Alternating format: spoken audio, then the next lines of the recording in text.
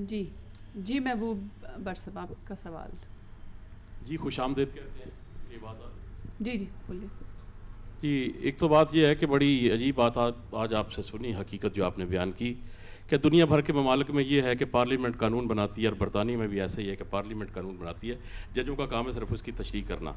لیکن عجیب بات یہ ہے کہ جو آپ نے فرمایا کہ دنیا گلوبل ہو رہی ہے اور ہم جو آئسولیٹ ہو رہے ہیں، کہ آج بھی یہ بات پاکستان میں ڈیبیٹ ہو رہی ہے کہ ججوں کا کام قانون بنانا یا پارلیمنٹ کا. ایک تو یہ بات جو آپ نے ہائی لائٹ کی ہے، امید ہے کہ اس کے اوپر آپ جا کے اسٹرگل بھی کریں گی. اور ایکچوئل جو سوال میرا یہ ہے کہ آپ نے آج جتنی بھی گفتگو کی ہے وہ ساری ججوں اور عدالتوں کے حوالے سے ہے. حالانکہ آپ کی جد و جہد کا ایک بہت بڑا میدان ہے ہیومن رائٹس کی وائلیشن. اس حوالے سے جو پاکستان میں ہیومن رائٹس کی وائلیشن ہو رہی ہے، اور خاص طور پر جو نسلی اقلیتی کمیونٹیوں کے ساتھ جو کچھ ہو رہا ہے، اس بارے میں آپ نے ابھی تک کچھ نہیں بیان فرمایا کہ اس سلسلے میں آپ کی جد و جہد کیا ہے اور آپ مستقبل میں کیا امید رکھتی ہیں ان حکومتوں سے. بہت شکریہ. بہت شکریہ کہ آپ نے مجھے یاد دہانی نہیں صرف کرائی. مجھے اس چیز کا بڑا احساس تھا، مگر میں اسی رو میں جا رہی تھی جس رو میں مجھے بلایا گیا اور جس رو میں پہلی تقریر اور سوالات کیے گئے. دیکھیں، جہاں تک انسانی حقوق کا تعلق ہے، وہاں پہ انسانی حقوق صرف قانون میں نہیں ہوتے، وہ اس کے میکنزمز بھی ہوتے ہیں. اسی لیے انسانی حقوق کی جدوجہد اور رول آف لا اور جوڈیشری کی جدوجہد اور وکلا کی جدوجہد بہت جڑی ہوئی ہے. میں یہ سمجھتی ہوں کہ جہاں تک ہماری لیجسلیشن کا تعلق ہے، وہ تو کسی حد تک بہتر ہے.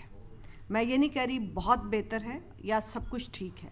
ابھی تک وہاں پہ قوانین ایسے ہیں جس کی لاٹھی اس کی بھینس، اور وہاں پہ ایسے بھی قوانین ہیں جس کے اندر جو سزائیں ہیں وہ میرا خیال ہے کہ ہمارے معاشرے میں کبھی نہ دیکھی گئی ہیں، نہ ہم سمجھتے ہیں کہ وہ سزائیں جو ہیں وہ ہمارے جیسے ماحول میں دی جا سکتی ہیں، خاص طور پہ جو ہمارا سسٹم ہے اس میں. یعنی کہ سنسار کرنا، ہاتھ یا پاؤں ایمپوٹیٹ کرنا، وہ ہمارے سسٹم میں جو ہمارا لیگل سسٹم ہے اس میں دی جاتی ہیں. ہمارے ہاں ڈیتھ پینلٹی جو ہے، آج 7500 لوگ ہیں جو کہ ڈیتھ رو میں بیٹھے ہیں، and it is probably one of the highest, despite the fact کہ ہمارا جو ایک قانون ہے جو قصاص اور دیت کا، وہ معافی بھی دیتا ہے، دیت کا بھی کہتا ہے، مگر اس کے باوجود 7500 one of the highest figures جو کہ وہاں پہ ڈیتھ رو پہ لوگ بیٹھے ہیں. عورتوں کے خلاف جو کرائمز ہیں وہ بڑھتے چلے جا رہے ہیں. جہاں تک آپ نے دیکھا انٹالرنس کا حال، تو آپ نے یہ دیکھا کہ ہماری جو وکلا برادری ہے جو کہ رول آف لا کی بات کرتی ہے، جب کہ ایک گورنر کو مارا گیا اور قاتل نے تسلیم کیا کہ اس نے مارا ہے، تو اس کے اوپر پھول برسائے گئے اور اس کے لیے زیادہ وکلا نے والنٹیئر کیا، اور جو اسیسینیٹ ہوا تھا اس کے لیے بڑی مشکل سے وکیل ملا اور وہ بھی انڈر تھریٹ ملا. تو آپ حالات کو اس چیز سے اندازہ لگا لیں کہ وہاں پہ انسانی حقوق کے کیا حال ہیں. ہمارے یہاں کیونکہ وائلنس بڑھ چکا ہے اور کڈنیپنگز بڑی ہیں، ہمارے بہت سارے وکیل کڈنیپ ہوئے ہیں، اور ایسی حالات میں کڈنیپ ہوئے ہیں کہ ان کے جو اپنے کلائنٹس ہیں ان کا کسی کے ساتھ تقاضا ہے، اور وہ کیونکہ تقاضا نہیں پورا کر سکے کلائنٹس، تو وہ وکیل کو پکڑ کے لے گئے اور کہا کہ کلائنٹس اب وکیل کے لیے پیسے دے تو پھر ہم وکیل کو چھوڑیں گے. یہ رحیم یار خان کے پاس ہمارے ایک وکیل صاحب تھے اور اب چھٹ کے آئے ہیں، جو کہ معذور بھی تھے ایک بازو سے. اسی طریقے سے کچھ وکیل جو کہ مسنگ پیپل کا کیس کرتے تھے، ان کو اٹھا کے لے جایا گیا بلوچستان میں. بلوچستان میں حالات بدتر سے بدتر ہو گئے ہیں. 140 اب تک مشق شدہ لاشیں پائی گئی ہیں، اور یہ بار بار کہا جاتا ہے، اور اس کے اوپر کچھ پروف بھی ہیں اور انڈیکیشنز ہیں، آئی شوڈ سے انڈیکیشنز ہیں کہ یہ لوگ جب غائب ہوتے ہیں، یہ ہماری انٹیلیجنس ایجنسیز یا ایف سی ان کو اٹھا کے لے جاتی ہے، ٹارچر کرتی ہے، اور وہ مشق شدہ لاشیں جو ہیں وہ ایک پیغام ہے وہاں کے بلوچ یوتھ کے لیے، جو کہ آگے ہی وہاں پہ بڑے ایلینیٹ ہوئے ہیں. اور ہم سمجھتے ہیں کہ وہ بھی پالیسی وہاں پہ ہماری حکومت کے لیے چھوڑنا فوجیوں کے ہاتھ میں وہ ایک نہایت غلطی اور خطرناک حالات پیدا کر سکتی ہے. اسی طریقے سے آپ نے دیکھا ہے کہ جہاں پختونخوا ہے، وہاں پہ جب سوات کا آپریشن ہوا تو اس کے اندر 250 کے قریب جو گورنمنٹ کے اپنے فگرز ہیں، لوگوں کو جن کو وہ کہتے ہیں ملیٹنٹس تھے، ان کو پکڑا گیا، اور وہ اب 1 سال سے تقریباً اس کے فوج کے قبضے میں ہیں. ان کو نہ کسی عدالت میں لے جایا گیا, نہ ان کے اوپر کوئی ٹرائل کیے گئے, بٹ آربیٹری ڈیٹینشن میں وہ لوگ ہیں. اسی طریقے سے آپ نے دیکھا ہے کہ target killing, extra judicial killings جو ہیں پنجاب میں بھی بڑی ہیں اور باقی جگہ بھی بڑی ہیں. یہ تو اندرونی حالات معاملہ ہے. کراچی آپ خود دیکھ رہے ہیں, اور اس کی جو کمپلیکس سچویشن ہے وہ بڑا مشکل ہے کہنا کہ آپ کس کو پرپیٹریٹر کہتے ہیں, یعنی اسٹیٹ کا کتنا ہاتھ ہے, یعنی یہ بڑا مشکل ہے کہنا. تو حالات وہاں پہ کوئی اچھے نہیں ہیں انسانی حقوق کے, مگر جہاں برے ہیں وہاں پہ لوگ آوازیں بھی اتنے ہی اٹھاتے ہیں. اور میں آپ سے یہ ضرور کہوں گی کہ آپ دور ضرور بیٹھے ہیں, پر ایک چیز ضرور دیکھیے گا کہ پاکستان کے لوگوں نے کبھی ہمت نہیں ہاری ہے. جہاں پہ بھی ظلم ہوتا ہے وہاں پہ آواز بھی اٹھتی ہے, چاہے وہ چھوٹی ہو اور چاہے وہ بڑی ہو. جہاں پہ عامر آتا ہے عامر کے خلاف ایک ہوا بھی بنائی جاتی ہے. تو پاکستان کے لوگوں نے, اور جو جمہوری لوگ ہیں وہاں پہ, جن کو آپ کہیں گے کہ جمہوریت پسند جو پاکستانی ہے, ان کی جدوجہد اب تیسری جنریشن تک پہنچ چکی ہے, اور وہ اس کے باوجود ابھی تک کھڑے ہیں اور رزسٹ کر رہے ہیں ان فورسز کو, forces of bigotry, forces of military, forces of isolation. اور وہ آسان نہیں ہے, اینڈ فورسز بیکاز یہ وائلنس کے ساتھ آتی ہیں. جی لہرا صاحب, گوندل صاحب آپ کچھ کہنا چاہیں گے؟ مائک کس کے پاس ہے؟ جی آپ کر لیں, میں سوال پر. میڈم ایک کویشچن یہ تھا کہ جب رول آف لا کی بات کی جاتی ہے تو اس سے مراد میرے خیال میں یہی ہے کہ وہ بھلے وکیل ہو, بھلے جج ہو, بھلے پرائم منسٹر ہو, بھلے وہ صدر ہو, بھلے بیوروکریٹس ہوں, بھلے لیبر ہو, اس کا مطلب ہے کہ ہر بندہ اپنے ضابطے اور قانون کے دائرے میں رہ کے کام کرے گا. وکلاء نے بہت بڑی موومنٹ چلائی جوڈیشری کی بحالی کے لیے, اور یہ پوری دنیا کو پتہ ہے, بلکہ دنیا نے, قوم نے ہمارا ساتھ دیا. لیکن اس کے بعد رول آف لا پہ چلتی ہوئی نہ قوم نظر آئی, نہ ججز نظر آئے, نہ بیوروکریٹس نظر آئے, نہ پارلیمنٹ چلتی ہوئی نظر آئی. تو یہ فالٹ جو ہے کہیں ایسی صورت تو نہیں ہے کہ یہ ہمارے قوم کا فالٹ ہے اور اس کے لیے ہماری قوم کو ٹریننگ کی ضرورت ہے؟ میں پہلی دفعہ انگلینڈ میں آیا ہوں, نظر یہ آتا ہے, اور بلکہ میرا ایکسپیرینس یہ ہے کہ یہاں پہ ہر بندہ بھلے وہ کوئی بھی کام کرتا ہو, وہ کوشش یہ کرتا ہے میں قانون اور قاعدے اور ضابطے کے مطابق ہر کام کروں. لیکن ہمارے ہاں یہ ہے کہ جو ذرا سی حیثیت کا بندہ ہے وہ قانون کو توڑنے کے بعد یہ جتانے کی کوشش کرتا ہے کہ میں بہت بڑا آدمی ہوں. تو کیا اس کے لیے ہماری قوم کو کوئی بڑی ٹریننگ کی ضرورت نہیں پڑ رہی نظر آ رہی, اور اس کے لیے وکلاء کو کیا کرنا چاہیے؟ سر دیکھیے, قوم بیچاری تو وہ لوگ ہیں جو کہ اپنا کاشت کرتے ہیں, مزدور ہیں, ان غریبوں کی تو کوئی سے نہیں ہے. وہ تو جب ووٹ دینا ہوتا ہے تو وہ آ کے اپنی آپ کو بتا دیتے ہیں کہ ان کی ہم سے زیادہ شاید حکمت بھی ہو, مگر وہاں پہ سسٹم ایسا ہے, اور اس سسٹم کے اندر اگر آپ زیادہ غلط کام کریں گے تو آپ اس سوسائٹی میں اوپر ہوں گے. یہاں پہ جب آپ غلط کام کریں گے تو آپ نیچے جائیں گے. یہاں پہ جب آپ قانون کے ساتھ چلیں گے تو آپ اوپر ہوں گے. تو اس سسٹم کی جو ہوا ہے وہ آپ کو اوپر لے جاتی ہے اگر آپ ہیرا پھیری سے کام لیں گے. تو میں سمجھتی ہوں کہ ہمیں دائرے میں بھی رہنا چاہیے, اور آہستہ آہستہ یہ جو لوگ جو کہ ایک مڈل کلاس بڑھے گی ان کا پریشر ہوگا, اور یہ ایلیٹس جو میں سمجھتی ہوں امپیونٹی ہے ایلیٹس کلاس کو, وہ ختم ہوگی. اور سب سے زیادہ جو میں جس کو قصوروار سمجھتی ہوں وہ ہر قسم کی لیڈرشپ ہے, چاہے اس لیڈرشپ میں ہوں, چاہے اس میں آپ ہیں, چاہے اس میں جج صاحبان ہیں, چاہے اس میں سیاسی پارٹیاں ہیں, چاہے اس میں انٹلیکچوئلز ہیں. کیونکہ جب انٹلیکچوئل سے بو آنے لگے تو پھر قوم جو ہے اس کی اسپائرل نیچے ہی جاتی ہے. جی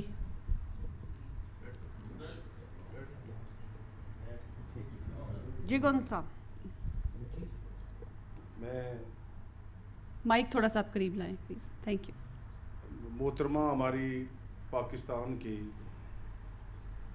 سب سے بڑی بار کی صدر ہیں, ان کے ساتھ Pakistan bar council, Punjab bar council ان کے ساتھ ہے. کیا جوڈیشل پالیسی اور جوڈیشری کے رویے کو ٹھیک کرنے میں وکلا بھی آپ کا ساتھ دیتے ہیں تو یہ قدم آپ کیوں نہیں اٹھاتے؟ گوندل صاحب آپ قدم چھوڑ کے، میں تو شاید میرا نام راؤ عبدالغفار ہے. غفار صاحب قدم تو آپ چھوڑیے، اس کے اوپر 2-4 چھلانگیں بھی لگا سکتے ہیں آگے کی طرف.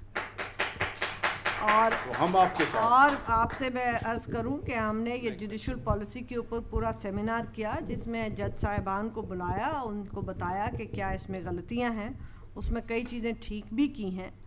مگر بات یہ ہے کہ وہ لوگ دانا ہوتے ہیں جو کہ ہمیشہ اپنا کان جو ہے وہ زمین سے لگائے رکھتے ہیں. مجھے ایسے دانا لوگ وہاں پہ نظر نہیں آئے ابھی. میڈم میرا ایک کویسچن ہے کہ ججوں کی تقرری کا جو طریقہ کار وضع کیا گیا ہے کہ جوڈیشل کمیشن نامزد کرے گا اور اس کی جو تصدیق ہے وہ پارلیمنٹ کمیشن جو ہے کرے گا، لیکن حال ہی میں جو ججز کی تقرری ہوئی ہے اس میں پارلیمنٹری کمیشن کا کوئی رول نہیں ہے، اور بلکہ جو انہوں نے 4 ججز کا نام انہوں نے ریجیکٹ کیے تھے وہ دوبارہ جو سپریم کورٹ نے کر دیے ہیں بحال. تو اس کے بارے میں آپ نے کیا لایا ابھی تک وہ ترتیب دیا ہے؟ دیکھیں آپ کو پتہ ہوگا کہ میں نے اس کے اوپر بیانات کے علاوہ میں نے آرٹیکلز بھی اس کے اوپر لکھے ہیں، اور میری شاید ایک واحد آواز بڑے عرصے تک اس کے خلاف بولتی رہی ہے. اس لیے نہیں کہ میں ان لوگوں کے خلاف ہوں جو کہ جج لگے تھے، ان میں سے کئی بڑے اچھے لوگ ہوں گے، میں نہیں کہہ سکتی ہوں، میں نہیں جانتی، میرے کوئی واقف کار نہیں ہیں. مگر جب ایک چیف جسٹس ہائی کورٹ کے، انہوں نے 2 چیف جسٹسز نے ایسے ان کے اوپر ریمارکس لکھے، اور ایک صاحب کے لیے تو یہ لکھا کہ ہی از ناٹ انیکسیسیبل، اور اس کے بعد میں سمجھتی ہوں کہ ہماری جوڈیشری کو اس چیز پہ غصہ کرنا اور بالکل جسے کہتے ہیں کہ آگ بھگولا ہو جانا کہ پارلیمنٹری کمیٹی نے ان کو کیوں نہیں رکھا، اور پھر اپنے سامنے اور کسی طریقے سے کوئی وکیل صاحب جاتے ہیں اور پھر کیس کرتے ہیں اور وہ سیدھا 184 میں سپریم کورٹ کے سامنے لاتے ہیں. میں نے یہ لکھا بھی ہے، میں نے کہا بھی ہے کہ وہ ایسے ہی تو کیس نہیں چلے جاتے. میرے لیے تو کبھی کوئی وکیل اٹھ کے میرے لیے کیس نہیں کرنے گیا. میرے ساتھ بھی بڑی زیادتیاں ہوئی ہیں زندگی میں، یا اپنا ممتاز مصطفیٰ صاحب بیٹھے ہیں، یا آپ بیٹھے ہیں، یا یہاں پہ سب میرے ساتھی بیٹھے ہیں، تو یہ تو کروائے جاتے ہیں. اور یہ ایک کیس تھا جو کروایا گیا، اور پھر اس کے بعد جب ہم نے شور ڈالا کہ وکیلوں نے کر دیا تو پھر سندھ ہائی کورٹ سے کروایا گیا، وہ بھی ہمیں پتہ ہے کس طریقے سے کروایا گیا. تو جب جج صاحب پارٹی بنتے ہیں صاحبان، تو پھر میں سمجھتی ہوں کہ نہ تو بار خوش ہے، جس طریقے سے میتھڈ ہوا ہے اس کے اندر صرف نامنیٹ چیف جسٹس کر سکتے ہیں اور کوئی نام بھی نہیں نامنیٹ کر سکتے. یعنی ہمارے جو ریپریزنٹیٹیو ہیں وہاں پہ بیٹھے ہوئے، کاش کہ ان کو بھی اجازت ہو کیونکہ وہ نام نامنیٹ کر سکیں. اس لیے کیونکہ بار بار ہمیں یہ کہہ دیا جاتا ہے بینچ سے کہ ہم اب ججز نہیں بھرتی کر سکتے کیونکہ ہر ہائی کورٹ میں آدھی اسٹرینتھ ہے، کیونکہ آپ لوگوں میں سے کوئی اس قابل ہی نہیں ہے کہ آپ کو اوپر لایا جائے. تو پھر ہم یہی کہہ کے مسکرا دیتے ہیں کہ سبحان اللہ، ہم نے اوپر تو دیکھا بس سبحان ہی اللہ. جی لہرا صاحب گوندل صاحب، وائس چیئرمین پنجاب بار کاؤنسل، کچھ کہنا چاہیں گے پلیز؟ جی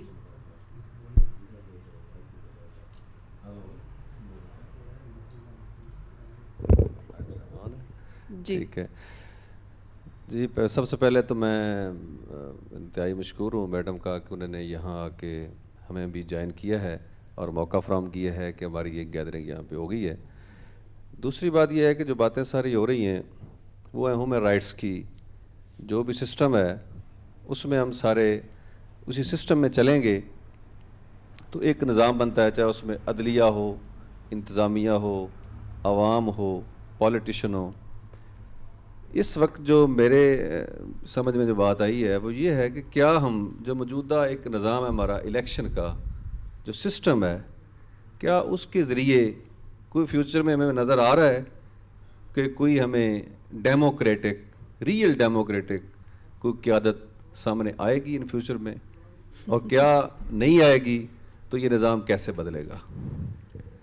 سر دیکھیں، قیادت تو وہی ہوتی ہے جو ہم لائیں گے. قیادت کوئی باہر سے ہمارے لیے نہیں لاتا، مگر ہمیں کچھ سسٹم کی چیزیں ٹھیک کرنی پڑیں گی. مثلاً میں یہ سمجھتی ہوں کہ ایک جیسے میں نے عرض کیا الیکشن بجائے 5 سال کے 4 سال پہ کیجیے گا. دوسری جو ریپریزنٹیشن ہے اس کو ریشنلائز کیجیے گا. مثلاً فاٹا اوور ریپریزنٹڈ ہے پارلیمنٹ کے اندر اور اس کی ایک وجہ ہے کیونکہ پہلے جو ڈکٹیٹرشپس ہوتے تھے وہ سمجھتے تھے کہ فاٹا کے ممبران کو ہم جلدی لے سکتے ہیں اپنی جیب میں, اس لیے فاٹا کو اوور ریپریزنٹ کیا گیا. اس چیز کو بھی آپ ریشنلائز کیجیے گا. دوسرا میں سمجھتی ہوں کہ پارلیمنٹری سسٹم کو اسٹرینتھن کرنے کے لیے, اور میں نے ابھی دیکھا ہے کہ کچھ بہتر ہوا ہے, مگر ان کی جو اسٹینڈنگ کمیٹیز ہیں ان میں جان ڈالنے کی ضرورت ہے. اور تیسرا, اگر ہم نے 18th امینڈمنٹ کے تھرو ہم نے ڈیولوشن کی بات کی, ہم نے یہ بات کی کہ پروونسز جو ہیں وہ خود مختار ہوں, جو بڑی اچھی بات ہے میں سمجھتی ہوں, اور اگر ہم یہ نہ کرتے تو شاید ہمیں ایسٹ پاکستان کی طرح بالکل ہاتھ دھونے پڑتے, 2 نہیں تو 1 پروونس سے تو کم از کم. اور ان کی جو نیچرل ریسورسز کا ہم نے ڈویژن کیا وہ بھی بڑی اچھی چیز ہے. مگر اب وقت آ گیا ہے کہ ہمیں اپنی جوڈیشری کے بارے میں بھی یہ دیکھنا ہے کہ ڈیولوشن کے وقت ہماری سپریم کورٹ کیا ایک فیڈرل کورٹ ہے یا نہیں ہے. میرے حساب سے تو وہ ایک ایپلیٹ کورٹ ہے, فیڈرل کورٹ نہیں ہے. تو ہمیں ایک کانسٹیٹیوشنل کورٹ کی ضرورت ہے جس کے ججز کی اپوائنٹمنٹ کا طریقہ کار بالکل فرق ہونا چاہیے, تاکہ وہ ایسا طریقہ کار ہو کہ اس کے اندر کوئی ہاتھ نہ انگلی نہ اٹھا سکے, اور اس کی عمر بھی شاید بڑی کر دی جائے, کیونکہ ہمارے کئی ایسے بزرگ جج وہ ہیں وکلا جو کہ میں سمجھتی ہوں کہ وہ ایسی کانسٹیٹیوشنل کورٹ میں بیٹھ کے پاکستان کی خدمت کریں گے, رول آف لا کی خدمت کر سکتے ہیں, ہمیں نئی راہ دکھا سکتے ہیں. اور وہ چاہے 5 سال کے لیے صرف ان کا ٹینیور ہو, مگر اگر ان کو رکھا جائے اور واقعتاً یہ فیڈرل کورٹ ہو جو کہ 4 پروونسز کو ریپرزینٹ کرتی ہو, تو جس طریقے سے پولیٹیسائز کیا گیا ہے کانسٹیٹیوشنل ججمنٹس, ہم کہتے ہیں کہ 3 نومبر سے پہلے کانسٹیٹیوشنل ججمنٹس پولیٹیسائز ہوئی ہیں. میں آپ سے کہتی ہوں 3 نومبر کے بعد بھی پولیٹیسائز ہیں. یہ شاید آج ہم کہنے سے قاصر ہیں, مگر کوئی بھی جوڈیشل ہسٹری لکھے گا تو وہ یہی لکھے گا کہ یہ judgments have been highly politicised all of them. اس لیے کانسٹیٹیوشنل کورٹ کی بھی ہمیں ضرورت ہے. یہ چینجز ہم لائیں گے, شخصیتوں پہ ہمیں ڈپینڈ کرنا چاہیے مگر زیادہ انسٹیٹیوشنز پہ ڈپینڈ کرنا چاہیے. میں سمجھتی ہوں دنیا سے شاید بدترین حال ہی میں جو آئے تھے لیڈرشپ, اس میں جارج ڈبلیو بش ایک تھا, مگر اگر وہاں سسٹم نہ ہوتا تو وہ شاید پوری دنیا کو لے کے بھاگ گیا ہوتا. اس لیے سسٹمز کو ہمیں مضبوط کرنا ہے. ہم اب مسائلوں کے لیے انتظار کرتے رہیں گے تو شاید بہت دیر ہو جائے گی. وقت بھی نکل رہا ہے. عبدالعزیز ملک صاحب کو میں بلاتی ہوں. ایک چھوٹا سا سوال ود یور پرمیشن. ایک بہت ہی افسوسناک, حیرتناک اور بڑا دردناک واقعہ ہوا سیالکوٹ میں, جو 2 بچوں کو بے دردی سے سر عام مارا گیا. اس کیس کا کیا بنا؟ کیا وہ جو لوگ جو ملزم تھے, جنہوں نے یہ جرم کیا, جنہوں نے دیکھا, ان کے خلاف کیا ہو رہا ہے؟ یہ بھی خبریں سنی کہ جی بڑا انفلوئنس ہے, اس لیے اس مسئلے کو سامنے نہیں لایا جا رہا. کیا بتائیے کہ انصاف جب ہم کہتے ہیں کہ ملتا ہے وہاں پر تھوڑا تھوڑا, لیکن اس حوالے سے اس کیس میں کیا ہو رہا ہے؟ دیکھیں, اس کیس میں جہاں تک مجھے پتہ ہے, کیونکہ میں اب انسانی حقوق کمیشن میں روز نہیں جاتی جیسے پہلے جاتی تھی, مگر رابطہ ضرور رہتا ہے ایز اے ممبر, کہ جو وٹنسز تھے وہ آنے سے مکر گئے. تو یہ کیس جو ہے یہ چل رہا ہے, حالانکہ کوئی انکوائری بھی ہے اس میں, مگر اس میں یہ تھوڑی سی ایک بریک آئی ہے کیونکہ وٹنسز سامنے. آپ سمجھتے ہیں کہ پولیٹیکل انفلوئنس ہے اس کیس میں؟ ہر کیس میں پولیٹیکل انفلوئنس ہوتا ہے.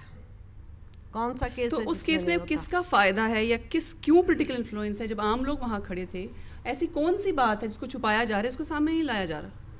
دیکھیں کیسے وہ آئے, کس طرح وہاں پہ ٹیلی ویژن کے کیمرے تھے, یہ ساری باتیں جو ہیں بڑی ایک ایسی باتیں ہیں جو گنجل ہیں. ان کو گنجل کو نکالنا اور سامنے لانا, اس میں کئی ویسٹڈ انٹرسٹ ہوتے ہیں. اس میں میڈیا کا اپنا ویسٹڈ انٹرسٹ ہے جو میں نے سنا ہے, اس میں کچھ وکلا کا ویسٹڈ انٹرسٹ ہے, اس میں بہت بڑا ویسٹڈ انٹرسٹ پولیس کا اور 1122 کا اپنا ہے.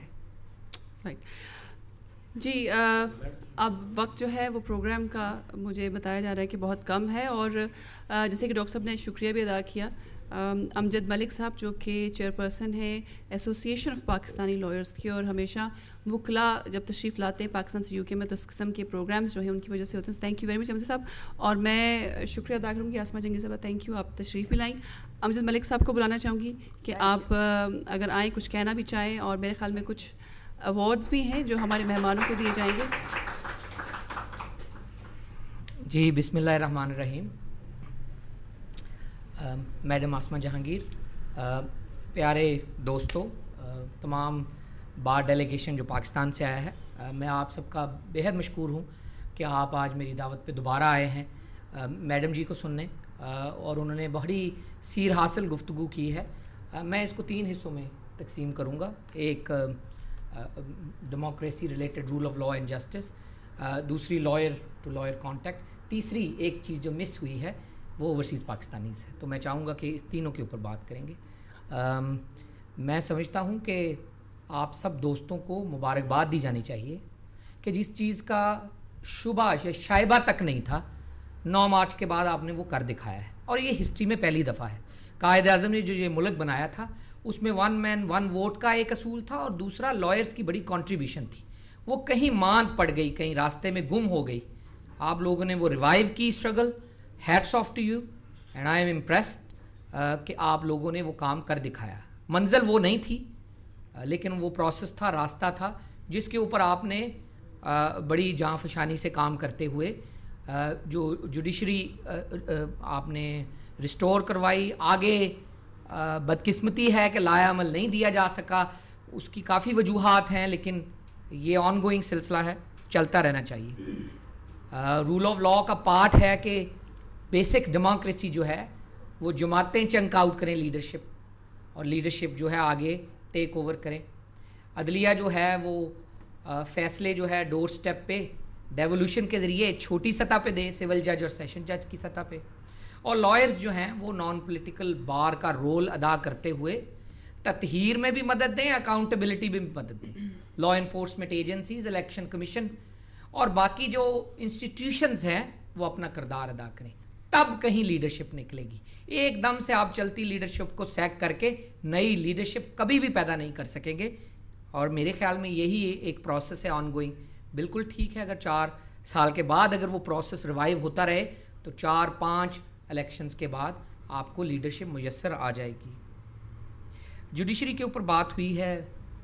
ہم نے بھی میرا خیال ایسوسیشن اور برطانیہ کے لائر میرا خیال پوری دنیا میں واحد ایک گروپ اور کمیونٹی تھے جنہوں نے پٹیشن کی ریسٹوریشن کے لیے, اور چیف ملٹری ڈکٹیٹر کو چیلنج کیا کہ ایسا نہیں ہوتا, جمہوری معاشروں میں ایسا نہیں ہوتا کہ آپ ٹوچ آف ہینڈ کے ذریعے ایک چیف جسٹس کو سیک کر کے گھر بھیج دیں, ریزنز بھی نہ دیں, یا اس کا آپ آربیٹریری ایک ڈیسیجن لیں.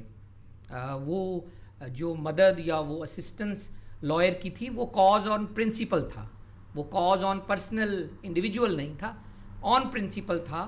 اور یہیں سے وکلا نے آواز اٹھائی جب بھی ہم نے سوچا کہ کہیں جوڈیشری میں کمزوری ہے, چاہے وہ پرائسز آف ویجیٹیبلس ہو, چاہے وہ ٹریفک کے معاملات ہوں, اور یا کہیں کمزوری پارلیمان کی طرف سے ہے. میں سمجھتا ہوں پارلیمان کے اوپر بالکل بات نہیں ہوئی یا کم ہوئی ہے. جتنا ہم نے جوڈیشری کو کرٹیسائز کیا ہے اتنا ہی میرے خیال میں پارلیمان کو بھی کرٹیسائز کرنا چاہیے کہ وہ فورم جو آپ نے اسٹینڈنگ کمیٹیوں کی بات کی ہے وہ ہم ریوائیو نہیں کر سکے. اللہ کرے کہ وہ ریوائیو ہو. جب پارلیمانی اوورسائٹ ریوائیو ہوگی تو ہم کو OBL کے اوپر کمیشن نہیں بنانے پڑیں گے, ہم کو سلیم شہزاد کی موت کے اوپر کمیشن نہیں بنانا پڑے گا. وہ پارلیمانی اوورسائٹ وہ معاملات خود پے در پہ حاصل کرتی جائے گی. میں بڑا مشکور ہوں کہ آپ ایسوسیشن کی دعوت پہ ڈیلیگیشن جو ہے برطانیہ کا دورہ کر رہا ہے. میڈم ہماری درخواست پہ آئی ہیں, انہوں نے ناٹ اونلی یہاں بلکہ UK اینڈ یورپ میں وکلا سے ایڈریس کیا ہے, and I welcome this interaction. میں چاہتا ہوں کہ یہ انٹریکشن بڑھنا چاہیے, اینڈ آئی ایم بلیسڈ کہ law society representative is here. یہ interaction should be taken over by the regulatory bodies. The regulatory bodies interact with regulatory bodies, and in future we are subsidiary hosts, but the main hosts are always British Bar Council and British Law Society. And lawyer کے کافی problem ہے. Madam نے ایک بات کی ہے, ادھر سے بھی آواز آئی ہے, qualified lawyers test ہے. کافی مشکلات تھیں اکنالجمنٹ لینے کے لیے کیونکہ انٹریکشن مضبوط نہیں تھا, اس وجہ سے جوابات یا کنسلٹیشن میں حصہ نہیں ہو رہا تھا. وکلا وہاں جا کے پریکٹس کرنا چاہتے ہیں, پارٹنرشپ کے بڑے مسائل ہیں, لوگ پاکستانی اوریجن لائرز وہاں جا کے پریکٹس کرنا چاہتے ہیں, وہ 12 month رول جو ہے یا کوئی ساتھ ہی نہیں ملاتا, پارٹنرشپ کے کافی ویگ وہاں پہ ریگولیشنز ہیں جس کی وجہ سے مدد نہیں مل پاتی. میں سمجھتا ہوں اس کے اوپر کافی کام ہونا چاہیے تاکہ lawyers coming from there should have access to qualified lawyers test easily. Lawyers from here have access to go and become partners and practice in Pakistan. تاکہ discrimination جس کے اوپر ہم بات کرتے ہیں, discrimination is with Pakistani lawyers and discrimination is with British Pakistani lawyers. So that should be eradicated. اس کے لیے ڈوئل نیشنلٹی تو نہیں ہو جائے گی پھر؟ اگلا آئے گا وہ. اچھا, ایک بہت بڑا مسئلہ جو میڈم کے لیے ہم چھوڑے جا رہے ہیں وہ ہے 80 لاکھ پاکستانیوں کی ریپرزنٹیشن. پاکستانی دامے در میں سپورٹ کرتے ہیں اپنے ملک کو اور پیسہ بھی بیچتے ہیں, جائیدادیں بھی خریدتے ہیں, ان کی پینشن اور ان کی تمام جمع پوجی پاکستان میں ہے. لیکن ریسنٹ آپ جو مطالعہ بتاتا ہے وہ یہ ہے کہ وہاں ان کی جائیدادوں پہ قبضہ ہو جاتا ہے اور کوئک پروسیس نہیں ہے, کوئی کوئک پروسیس نہیں ہے. علی احمد قدس صاحب یہاں تشریف لائے اور ان کے ساتھ ہم نے جو بات کی اس میں یہ طے پایا تھا کہ کوئی ایسی لیجسلیشن کی جائے گی یا ٹرائبیونل بنیں گے پروونس لیول پہ یا کوئی کوئک ایکسیلریشن ہوگی تاکہ ایک بوڑھی ماں جس کا جو بیوہ ہے جس کی جائیداد پاکستان میں ہے اور اس کا اکلوتا پلاٹ پہ قبضہ ہو چکا ہے وہ جا نہیں سکتی کیونکہ وہ ڈسیبل ہے, ہائی کمیشن کے ذریعے درخواست نہیں دے سکتی, اگر وہاں جاتی ہے تو اس کو مارنے پیٹنے کی ڈر ہے یا پروسیس اتنا لمبا ہے کہ سول جج کے ذریعے تو آپ بھول ہی جائیں اور ایک ایسا وقت آتا ہے کہ وہ اپنا پلاٹ چھوڑ دیتی ہے. میرے پاس ایسے درجنوں کیس ہیں جس میں لوگ وہاں پہ جا کے قانونی چارہ جوئی کرنے سے قاصر ہیں کیونکہ ایک تو وہ ڈرتے ہیں, دوسرا قبضہ مافیا اتنا مضبوط ہے, تیسرا وہ پٹ آف ایسے طریقے سے کرتے ہیں کہ آپ ہمیں ہی بیچ دیں. تیسری ایک بات ہمارے یہ چھٹی بات ہے, ساتویں ہمارے کافی لوگ جو ہیں یہاں جو میں پچھلے دنوں فیبرری میں آپ کے مجھے موقع ملا آپ کی سیمینار اٹینڈ کرنے کا رول آف لاء کے اوپر اور میں نے پبلک انٹرسٹ لٹیگیشن والا سیگمنٹ اٹینڈ کیا اور میں آئی واز ہارٹنڈ کہ سو موٹو کے اوپر بات ہو رہی ہے. اگر اس کے اوپر پیرامیٹرز یا کہاں کوئی guidelines as policy level بن جائیں گے تو وہ حوصلہ افزا بات ہوگی. یہی وکیلوں کی ڈسینٹ جو ہے یہی ایک اچھی بات ہے. لیکن کچھ لوگوں کو میں توبہ جیل میں گیا اور ایک آدمی مینچسٹر کا ایک پلمبر ہے جس کو میں ملا, 70 سال کا آدمی مرڈر کے جھوٹے مقدمے میں اندر ہے اور صرف جائیداد کا مسئلہ ہے. ایسا ایک نہیں ہے, ایک مینچسٹر کا یہاں بالکل اسٹریٹ کے پیچھے اس نے پاکستانی گڈز یہاں انٹروڈیوس کروائیں, وہ 8 دسمبر سے مسنگ ہے, ابھی تک اس کی FIR درج نہیں ہوئی کہ وہ کہتے جی مسنگ ہے, ہمیں کیا پتا کہ کڈنیپ ہوا بھی ہے کہ نہیں, ہمیں کیا ہم کسی کے خلاف کیسے درج کر لیں. تو ایک مینچسٹر کا لڑکا 2nd year Manchester university student 4 سال سے مسنگ ہے, اس کی انٹری ریکارڈ ہے پاکستان میں, ابھی تک پتہ نہیں چلا, نہ کوئی اس کا سنوائی ہوئی ہے. آخر میں میڈم کو ایک دفعہ پھر خوش آمدید کہوں گا اور میں چاہوں گا کہ میڈم 80 لاکھ ان پاکستانیوں کے لیے آواز ضرور اٹھائیں جس کا ڈوئل نیشنلٹی کے ذریعے ایکسیس ٹو کنٹیسٹ الیکشن یا رائٹ ٹو ووٹ سلب ہونے جا رہا ہے. آپ 80 لاکھ ایک بہت بڑی کموڈٹی ہے, اگر وہ پاکستان سے باہر رہنے والے لوگ ریپرزنٹیشن سے ہی ہاتھ دھو بیٹھیں گے تو میرے خیال میں ان کے ساتھ زیادتی ہوگی. اور ان کے حق رائے دہی کو آپ کم از کم یہ تو کریں کہ جو لوگ پاکستان میں جا کے ووٹ ڈال سکتے ہیں وہ ڈال سکیں, ان کو صرف کنفائن نہ کریں کہ اوورسیز پاکستانی صرف وہاں بینک اکاؤنٹ کھول سکیں یا جائیداد خرید سکیں, وہ جہاں ووٹ بھی لڑ سکیں. اور ان کی اگر آپ ڈائریکٹ نہیں چاہتے کہ وہ الیکشن لڑیں تو انڈائریکٹ ان کی ریپرزنٹیشن ہونی چاہیے.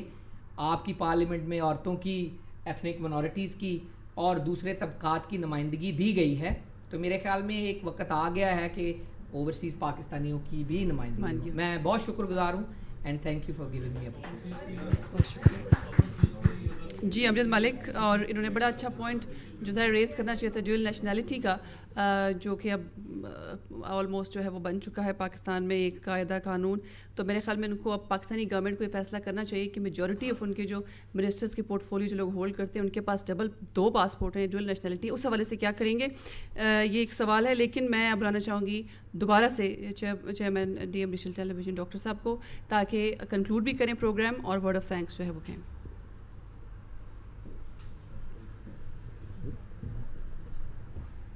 Thank you Samina again, and آپ لوگوں کا بہت بہت شکریہ again, specially Asman and Amjad as well and سب ڈیلیگیشنز کا. لیکن بیفور آئی کنکلوڈ 1-2 باتیں, I just want to add few things what I said earlier on, کہ امجد صاحب نے بالکل رائٹ کہا کہ جو ووٹنگ ہماری, آئی ڈونٹ نو وائی کہ یہ ٹائم آ گیا کہ پاکستانی جو اوورسیز ہے وائی ان کی ووٹ کیوں نہیں پاکستان میں, ان کی رائٹس کیوں نہیں ووٹس میں.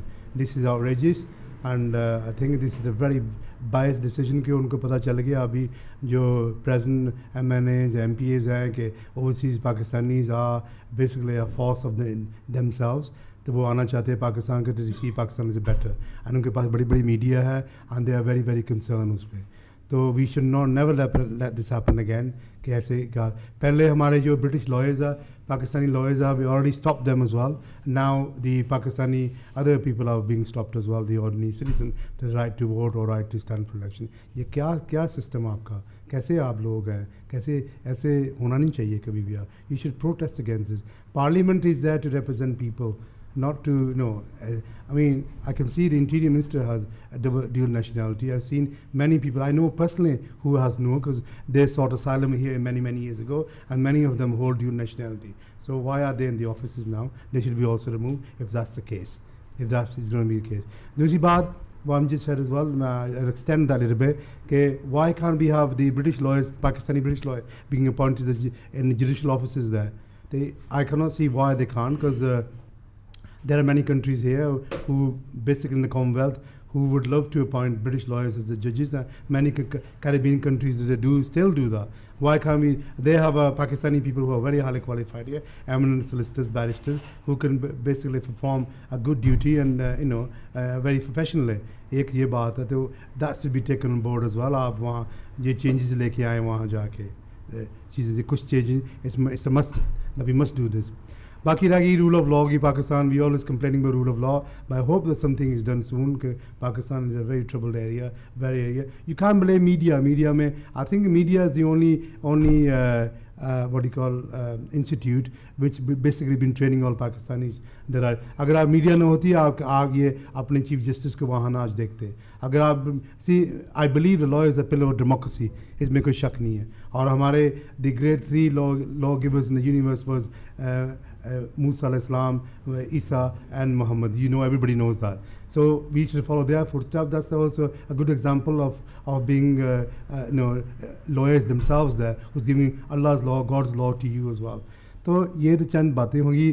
تو اب I want to once again thank you to everyone, especially for taking a part. Asma, thank you again. I really appreciate you coming here to DMZ Studios and sharing your views with us live with the audience. And once again, Smina ji, to you and Anna as well. ایک مسئلہ پاکستانیوں کا بھی ہے, جو پاکستان کے students UK میں آ کے تعلیم حاصل کر رہے ہیں, انہیں بے پناہ دشواریوں کا سامنا ہے, اور ان کے تعلیم کے حصول اور معاش کے حصول کی خاطر لو پیڈ نوکری دی جا رہی ہے, اور یہاں کے جو لوکل قوانین ہیں ان سے بھی بہت کم ان کو پے کر کے ان کو نہایت ریڈیکولسلی ڈیگریڈ کیا جا رہا ہے. تو ہم آپ سے یہ درخواست کریں گے کہ یہاں ہم آئے اور یہ گریوینس ہم تک وائس ہوا, تو اس گریوینس کو بھی ایگزامن کریں کہ پاکستان سے آئے ہوئے طالب علم جو ہیں وہ اپنی حصول علم کی خاطر ایکولی ٹریٹمنٹ ہونا چاہیے.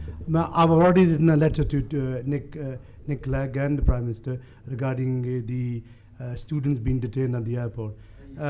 There's a problem here that many students have, because of their English language, they are not B1 or B2, there's a level of English. They've been detained there for 6-7 weeks.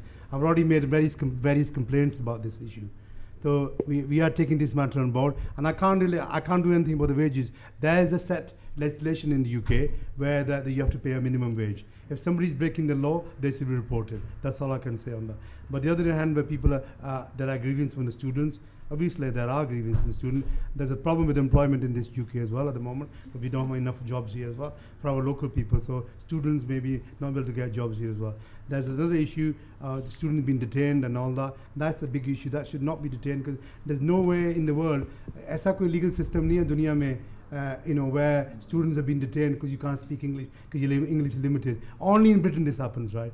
Maybe the member of the Law Society can take this on board and make representation to government on this issue as well. Because it's a very, very serious issue there. Students coming here who's willing to pay his fees, and there's nothing wrong with him because his English is limited and you detain and say, well, the immigration officer says to him, look, you come here, you can't speak good English, so you can't enter the country. If you want to stay in this country or you want to make an appeal, you can make an appeal, but you have to stay in custody, in prison. I mean, where the hell in the world that you have this sort of system? This is only in Britain. Maybe we should, you should ask me again, write a letter to the Prime Minister here as well, and the Human Rights, Amnesty International as well, that this procedure should be stopped. This sort of silly laws like this, really affects the reputation of Britain and many people who live here. Because to us, as Pakistanis, this is home is it for us. So we believe in democracy, and this is something, there's no system in the world is foolproof, but this is one of the systems we should take on. There's something wrong, we must really make a serious complaint about. बहुत बहुत शुक्रिया आपका. तो अभी मेरे एक छोटा सा हमारी DM जी से तरफ से आसमान जी के लिए एक अवार्ड कह लें या एक सुविनियर कह लें, इनकी services to community and to human rights as well.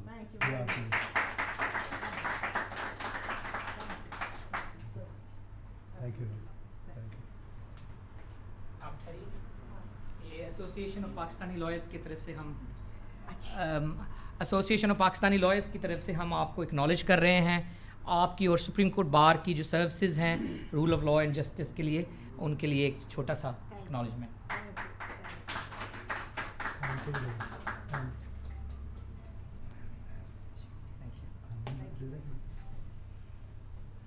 Thank you very much. I just want to request Anne Whitman if you want to say something at the end.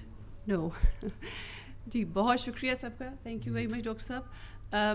In programmes का मकसद यही है कि हमारे अंदर एक जो frustration है, क्योंकि जब बात की मुझे मलिक साहब ने ओवरसीज़ पाकिस्तानी की, कि जी ओवरसीज़ पाकिस्तानी की बात और उनकी जो जज्बात हैं उनको ओवरलुक किया जाता है, इसमें कोई शक नहीं.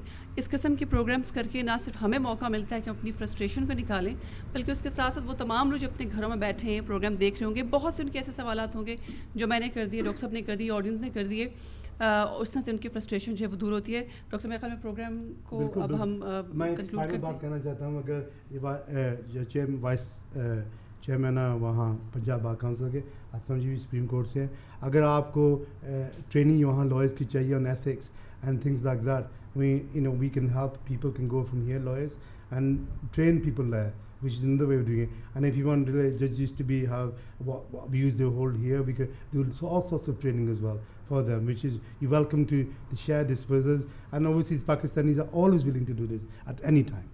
Thank you very much again. Thank you आसमा जी, बहुत शुक्रिया. बहुत खुशी हुई कि आप हमारे स्टूडियोज़ में आए और आपके साथ प्रोग्राम हुआ. Thank you very much everybody else.